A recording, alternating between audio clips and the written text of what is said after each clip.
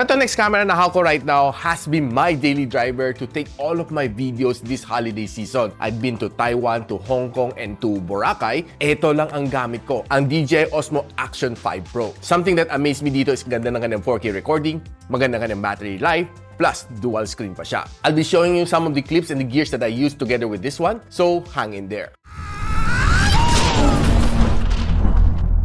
So itong DJI Osmo Action 5 Pro is currently priced at around mga 22,000 pesos, which I'll link on the description box below kung saan siya pwede mabili officially. So right now, unbox na natin. Siyempre, first thing, we have the action camera. Yung battery niya is 1,950 mAh, which is kaya naman daw magtagal up to 4 hours. Meron siyang welcome guide dito, meron siyang app na suggested. Meron siyang kasamang C2C cable, except wala siyang kasamang charging brick. Meron siyang kasamang hard case, and meron din siyang kasamang magnet mount. Now right now, babasahin ko lang some of the specs dito sa likod. Meron siyang 1.13-inch na sensor, which is definitely going to be good. One thing na gusto ko rin sa kanya is it takes wide-angle shots. Kaya rin niya mag-accurately track subjects within the center. Dual ang HDR OLED display niya. 4 hours recording ang kiniklaim ni DJI. Pwede rin siya mag-connect sa mga wireless microphone like the DJI Mic 2. Maganda rin ang stabilization with the rock steady mode. Now, one of the things na gusto ko rin dito sa kanya is sobra niyang compact. And hindi siya heavy gamitin. One of the things na gusto ko rin dito sa kanya is that ang dali mo lang bitbitin to, especially when you travel. Probably another thing na okay din dito sa kanya is that it's very easy to navigate. Pero one of the limitation dito sa camera na ito is that medyo hirap siya to take in some close-in shots. Like gusto mong lapitan yung food. Medyo mapapansin mo medyo wide pa rin siya kahit anong gawin mo. But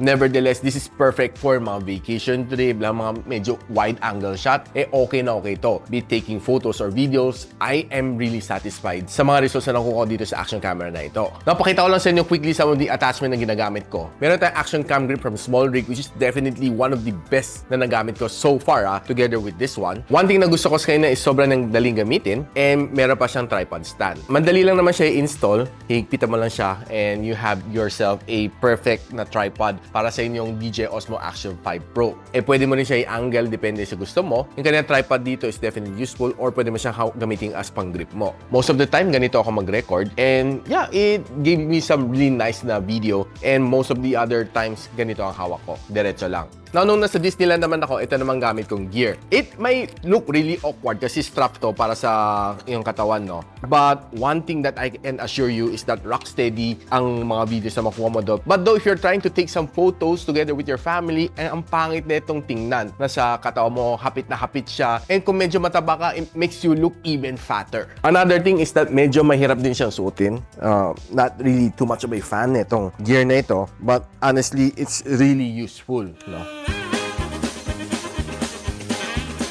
Ganito maging itsura pag nakakabit sa iyong katawan. And trust me, if you're trying to take some photos together with your family during the holidays, and suot mo to, ang pangit tingnan. Pero mga videos na makukuha mo dito are definitely memorable. Siyempre, may konting trade-off. Now, most of my videos na nakuha ko dito are shot using 4K. And one of the good things naman dito, pwede ka rin mag-shoot ng 16:9 na ratio or pwede ka rin mag-shoot ng 3:4 na ratio, which is depende sa inyo kung anong gusto ninyo. You can shoot using portrait or landscape mode, but most of the time, I use landscape mode para makita mo yung ganda na scenery mo while you're shooting. But some other people use this for portrait video, which is, of course, yun ang mga in ngayon, no?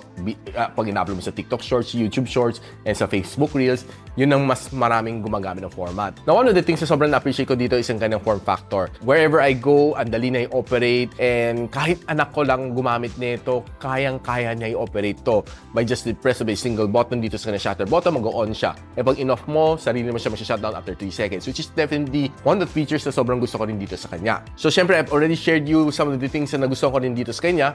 How about pakita ko sa inyo ang mga video footage na nakuha ko sa Taiwan, sa Hong Kong, and sa Boracay. And by the way, pwede mo siya ilublob 20 feet under kahit wala pa siyang casing. Take it away.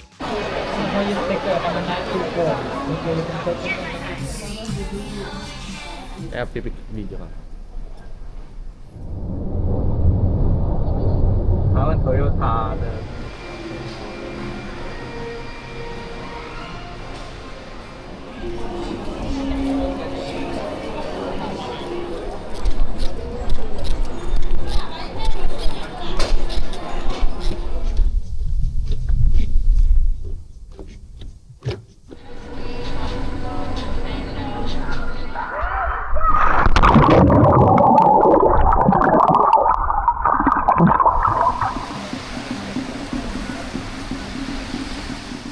So yun guys, nakita na natin ang performance ng DJI Osmo Action 5 Pro. And I'm really happy to be able to use this during the holidays. I have really no problem whether using itong tripod na ito or just strapping it around my chest. Okay na okay. One thing na hindi ko masyado nagustuhan while strapping around my chest is medyo mahirap gumalaw. And of course, syempre, pag may action ka sa harap ng camera, recorded din lahat yun, no? So, probably the next thing na kailangan ko invest in nasa helmet. Pero isipin mo na naglalakad ka sa Disney tapos meron kang, parang may helmet ka na may action camera sa taas. Parang ang pangit naman tingnan. But it gets the job done nga lang. Like I said kanina, merong trade-off. Pag tinatanong sa akin kung anong best na SD card na pwede nang gamitin dito, micro SD na gamit ko right now is from Team Group. But you can also buy yung mga Lexar or SanDisk brand. Just make sure na bilhin nyo yung mga authentic kasi meron mga lumalabas na peking SanDisk. Kasi pag peke binili mo, expect there are chances na makokorrupt ang video mo. And of course, syempre mga moments like this comes just only once in your entire lifetime. So wag kayo bumili ng peke. So I hope meron kayo natutunan dito sa video natin ng DJI Osmo Action 5 Pro.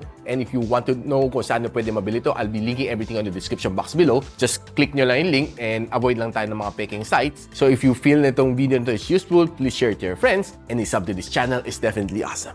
I'll see you in my next video.